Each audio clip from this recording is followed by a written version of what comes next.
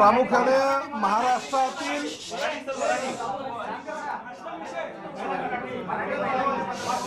आता आपली मीटिंग झाली, ट्रान्सपोर्ट युनियन बरोबर झाली, काही आपल्या शिवसेनेचे नेते होते. एक्झॅक्टली मीटिंग मध्ये नाही, महाराष्ट्रातील रिक्षा टॅक्सी युनियनच्या नेत्यांबरोबर आज बैठक झाली. मी बैठकीचं आमंत्रण दिलं होतं आणि आमंत्रण देताना सांगितलं होतं की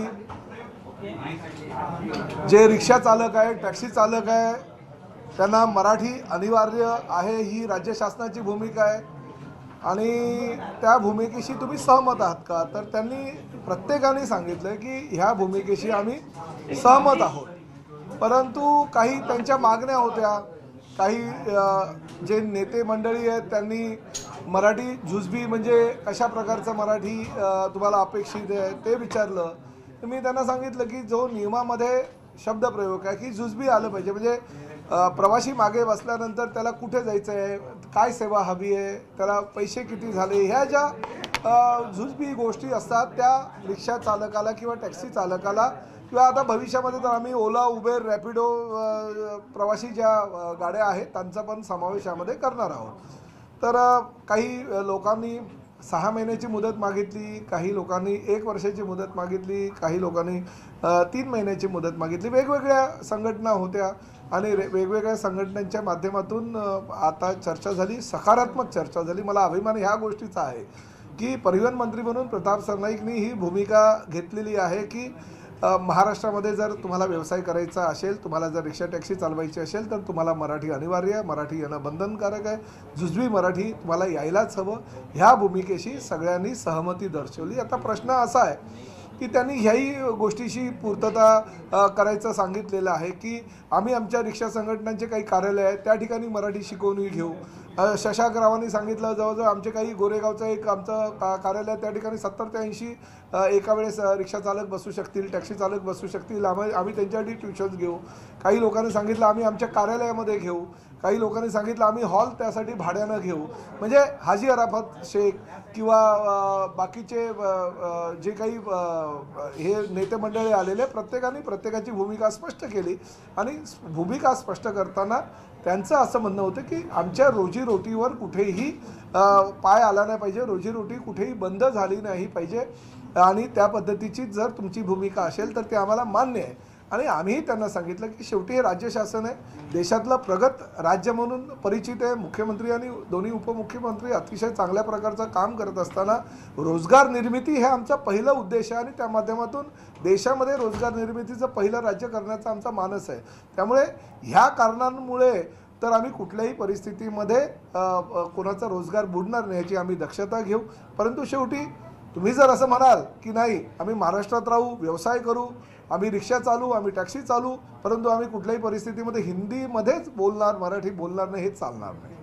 आणि जे माझी भूमिका आहे त्या भूमिकेशी ते स्पष्टपणे सहमत होते. त्यांनी मुदत मागितलेली आहे आणि मुदत मागत असताना सुद्धा त्यांनी जबाबदारीसुद्धा घेतलेली आहे की आम्ही साहित्य परिषद म्हणजे कोकण मराठी साहित्य परिषद यांनी सांगितलेलं आहे की आम्ही आमच्या 72 शाखांमध्ये मराठी शिकू. आमच्या मेहंदळताईंनी सांगितलेलं आहे की आमच्या मुंबई मराठी साहित्य संघातर्फे आम्ही मराठी शिकू. त्यांचंसुद्धा ज्ञान जे आहे, त्यांचीसुद्धा मदत जी आहे ती घेण्याची भूमिका ह्या सर्वांनी ठरवलेली आहे. मी त्यांचं मनापासून आभार व्यक्त केलं आहे आणि त्यामुळे आमच्या भूमिकेशी, राज्य शासनाच्या भूमिकेशी सर्व रिक्षा टॅक्सी युनियनचे नेते तयार आहेत की आमच्या भूमिका जी योग्य आहे.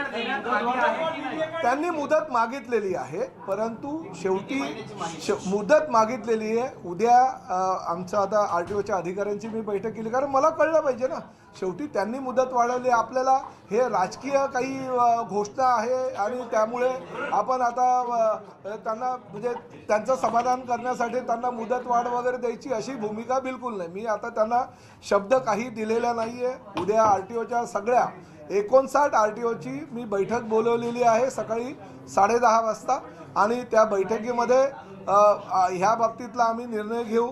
त्यांनी मुदतवाढ जर मागितली असेल, मी आधीच घोषणा केली होती की तुम्हाला जर शिकवणी पाहिजे असेल शिकवणी द्यायला तयार आहे, तुम्हाला जर काही स्वयंसेवी संस्थांची मदत पाहिजे असेल तर ती मदत द्यायला तयार आहोत, तुम्हाला जर मुदत पाहिजे असेल तर ती आम्ही मुदत द्यायला तयार आहोत, परंतु मुजोरी चालणार नाही.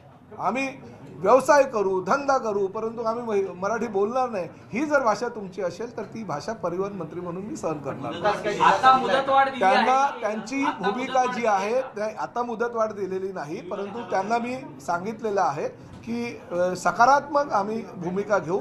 फक्त उद्या आमची RTOच्या अधिकाऱ्यांच्या बैठकीमध्ये त्या बाबतीतला आम्ही निर्णय घेऊ आणि पुढे करू. एक गोष्ट मी तुम्हाला सांगतो, मुदतवाढ ही त्यांनी मागितलेली आहे, आमची द्यायची तयारी आहे, पण फक्त आता किती वेळ द्यायचा, किती काळासाठी द्यायचा, कारण काय मग मुदतवाढ संपणार नाही. कारण आजच्याच बैठकीमध्ये कोणी 3 महिन्याची मागितलेली आहे, कोणी 6 महिन्याची मागितलेली आहे, कोणी 1 वर्षाची मागितलेली आहे. शेवटी आम्हालाही ठरवावं लागेल हो, फक्त ही राजकीय घोषणा नको. उद्या जर 3 महिने झाले, 6 महिने झाले आणि कोणी मराठी बोललाच नाही तर आम्हाला शेवटी पकडणार सर्वसामान्य जनता हे आम्हाला. परंतु माझं आपल्या माध्यमातून जनतेला सुद्धा आव्हान आहे आणि त्यांनी सुद्धा तीच भूमिका मांडली.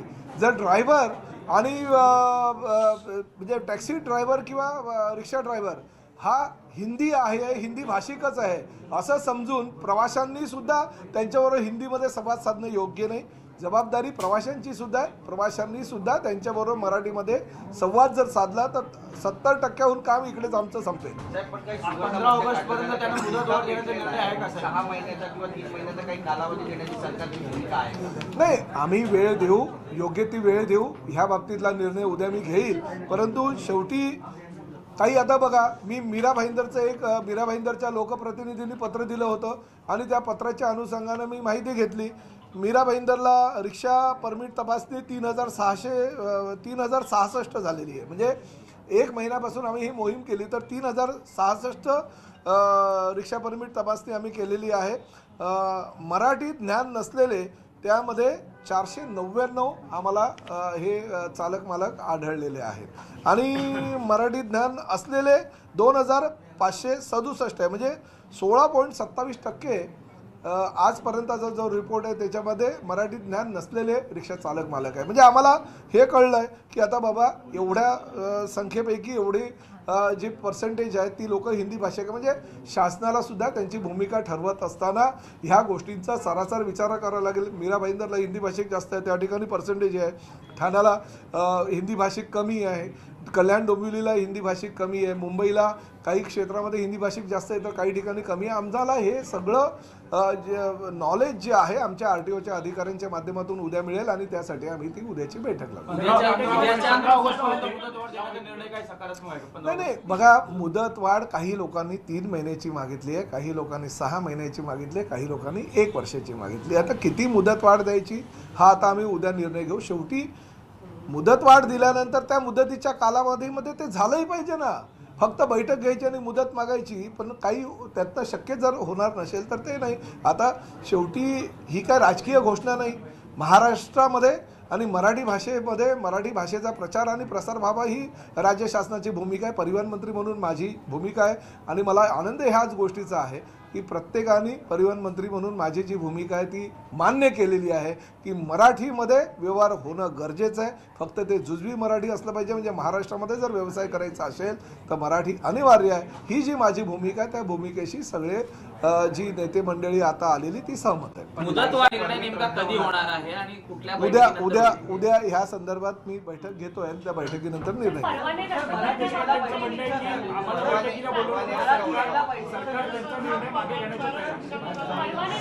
काय संदीप देशपांडेंचं म्हणणं आहे की आम्हाला बैठकीला बोलवलं नाही आमच्या संघटनेला. नाही, ज्या लोकांनी पहिलं असं सांगतोय संदीप देशपांडे आणि बाकीच्या काही लोकांनी ती म्हणजे आमच्या भूमिकेचा पाठिंबा दिला होता. आज आम्ही बैठकीला बोलवलं, फक्त विरोध ज्यांनी केला म्हणजे शशांक राव, संजय निरुपम, हाजी अराफत शेख ह्या लोकांनी विरोध केला होता. त्या विरोध करणाऱ्या संघटनांनी बोलवलं. उलट मला असं वाटतं की ही म्हणजे त्यांच्या पक्षाच्या नेत्यांनी तर स्वागत केलेलं आहे, त्यामुळे त्यांना बोलायची गरज नाही, ते आमच्या सोबतच आहे.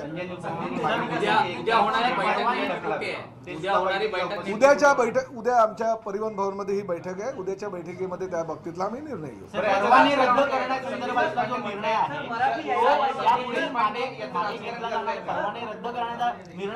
निर्णय जे आहे कुठलेही मागे आजच्या बैठकीमध्ये त्यांनी मुदत मागितलेली आहे, त्या मुदतीसाठी किती महिन्याची मुदत द्यायची हे आम्ही उद्या निर्णय घेऊ. परंतु राज्य शासनाची पहिलीपासूनची जी भूमिका आहे ती भूमिका आजही त्या भूमिकेवर मी ठाम आहे. माझं आजही असंच म्हणणं आहे, महाराष्ट्रामध्ये व्यवसाय करायचा असेल तर मराठी अनिवार्य आहे. की संजय निरुपमांना 2 कानाखाली वाजवली असती, आनंद दिघे असते तर एकनाथ शिंदेने एक तरी वाजवायला मला माझं असं म्हणणं आहे की या विषयावर मला जायचं नाही. मूळ मुद्दा बाजूला राहील आणि काहीतरी तिसराच मुद्दा मध्ये येईल. मराठीची गळचेपी ह्या सगळ्या मुद्द्यांमुळे आजपर्यंत झालेलं नाही. आजही प्रताप सरनाईक ठाम आहे, म्हणून आज ह्या ठिकाणी जे विरोध केला त्या लोकांना बोलवलं आणि त्यांनी सुद्धा माझ्या भूमिकेवर सहमती दर्शवली. मला असं वाटतं की बाकीच्या राजकारणाशी मला काही घेणं देणं नाही. मी खऱ्या अर्थानं मराठी आणि मराठीचा प्रचार आणि प्रसार करणारा परिवहन मंत्री आहे आणि माझ्या भूमिकेशी सर्व नेते मंडळी सहमत आहे. ह्या गोष्टीचा मला आनंद आहे. मराठी यायला पाहिजे असं संघटनांनी मान्य केलं, मात्र एवढ्या वर्ष व्यवसाय करूनही मराठी येत नाही म्हणून खंत व्यक्त केली काय बैठकीत? नाही, ठीक आहे, आता त्यांना खंत वाटते. काही लोक ज्या हिंदी भाषिक लोक आज जे आले होते ते सुद्धा मराठीमध्ये चांगल्या प्रकारे बोलत होते. मी प्रत्येकाला सांगितलं, शशांकराव कर्नाटकाचे आहेत मूळचे, परंतु ते कर्नाटकामध्ये गेल्यानंतर आजही त्यांनी मला सांगितलं की माझ्या आईशी कानडी भाषेत बोलतो. त्यामुळे त्यांच्या मातृभाषेबद्दल त्यांना प्रेम आहे, ते चांगल्या प्रकारे बोलतात. तर मी बोललो मी मराठी आहे आणि मी जर मातृभाषेवर, जसं तुम्ही मातृवर आणि मातृभाषेवर प्रेम करता तसं जर मी केलं तर वावगं काय, चुकीचं काही नाही आहे. संजय निरुपम होते, मी त्यांना सांगितलं की आधी तुम्ही हिंदी सामन्याचे संपादक होतात, तुम्हाला असं वाटलं की बाळासाहेब कदाचित मराठी सामन्याचे सुद्धा तुम्हाला संपादक करतील म्हणून तुम्ही किती अस्खलित मराठीमध्ये बोलायला शिकलात. हाजी अराफत शेख आहे, त्यांनाही मी सांगितलं की तुम्ही सुद्धा रिक्षा युनियनचे नेते आहे, तुम्ही सुद्धा किती मराठीत अस्खलित बोलतात. त्यामुळे हे हिंदी भाषिक नेते आहेत, ते मराठीमध्ये जर चांगल्या प्रकारे बोलू शकतात तर रिक्षा ड्रायव्हर आणि टॅक्सी ड्रायव्हरनी मराठीमध्ये का बोलू नये? मराठी बेरोजगार तरुणांसाठी काही विशेष कोटा ठेवणार आहे का? कारण जर का हिंदी भाषिकांना परमिट मिळायला लागली, त्यांना मराठी यायला लागलं तर मग स्थानिक मराठी तरुणांवरती अन्याय व्हायला नको या अनुषंगाने नाही, अशा प्रकारे काही कोणावर अन्याय होणार नाही आणि प्रत्येकाला रोजगार मिळेल याची जबाबदारी राज्य शासनाची आहे. आणि राज्य शासन कुठल्याही परिस्थितीमध्ये हा मराठी भाषिक तो हिंदी भाषिक ह्याचा रोजगार ह्याला मिळाला पाहिजे त्याला मिळाला नाही पाहिजे हे मत राज्य शासनाचं नसतं.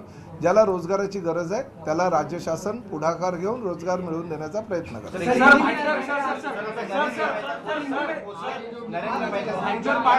जमिनीचा विषय आहे, त्यामध्ये तुमच्यावर पुन्हा एकदा नरेंद्र मेहतांनी आरोप एक गोष्ट सांगू का, मी ह्या भूमिकेवर ठाम आहेत.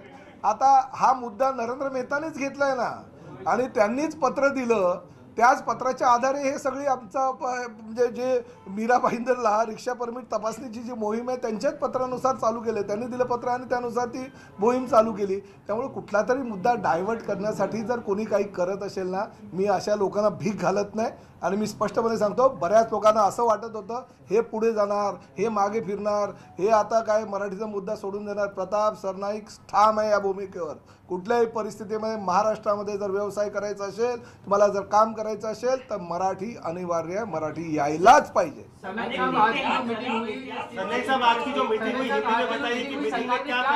मैं सबसे पहले सभी रिक्शा टैक्सी यूनियन के हमारे जो नेते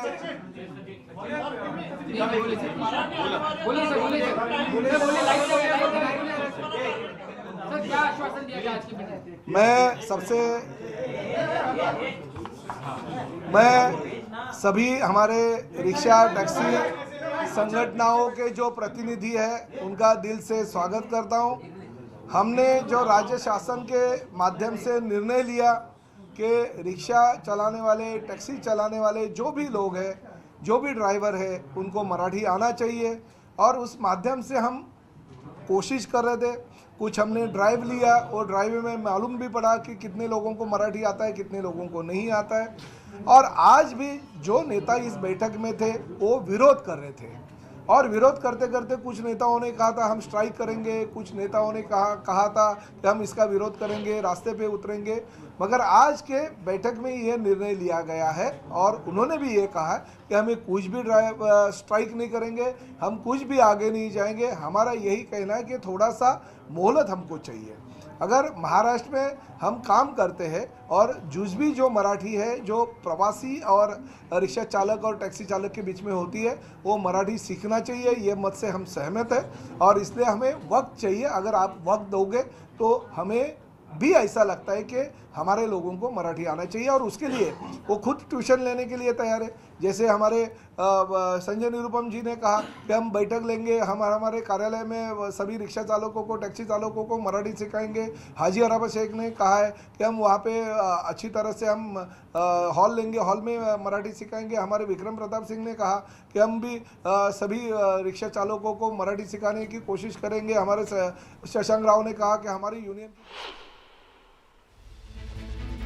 तर एक महत्त्वाची बातमी समोर येते। उद्याच्या बैठकीनंतर आम्ही निर्णय घेऊ असं मंत्री सरनाईक म्हणालेले आहेत। आज सुद्धा बैठक पार पडली आणि मुदतवाढ मागितली आहे तरी सुद्धा कोणाला शब्द दिलेला नाही असं सरनाईकांनी स्पष्ट केलेलं आहे। मराठी सक्तीबद्दल मुदत देण्याची मागणी केलेली होती, मुदतवाढ करण्याची मागणी केली होती, त्याची तयारी आहे, पण चर्चेनंतरच निर्णय होईल। प्रवाशांनी मराठीतूनच संवाद साधण्याची गरज आहे असं प्रताप सरनाईक यांनी सांगितलं आहे।